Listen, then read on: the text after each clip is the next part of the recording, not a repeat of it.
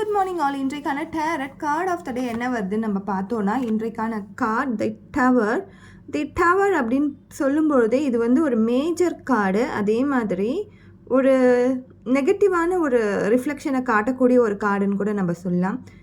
So இன்னைக்கு யார்கிட்டேயும் ஒரு டிஸ்கஷனில் நீங்கள் ஈடுபடுறீங்க, ஒரு டாப்பிக்காக பேசி அது டிஸ்கஷனாக மாறுதுன்னும் பொழுது அதை ஆர்கியூமெண்ட்டாக மாற்றாமல் இருக்கிறது ரொம்ப நல்லது.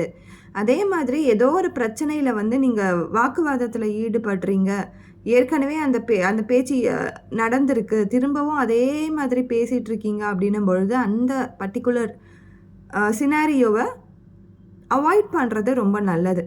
ஸோ ஆர்கியூமெண்ட்ஸும் டிஸ்கஷனும் எந்த அளவுக்கு இருக்கணுமோ அந்த அளவுக்கு மட்டும் இருந்துச்சுன்னா ரொம்ப நல்லாயிருக்கும். அது மீறி போச்சுன்னா ரொம்ப பிரச்சனைகள் வந்து 2 பக்கமும் தீர்வு காண முடியாத ஒரு சூழ்நிலையை உருவாக்கிடும்.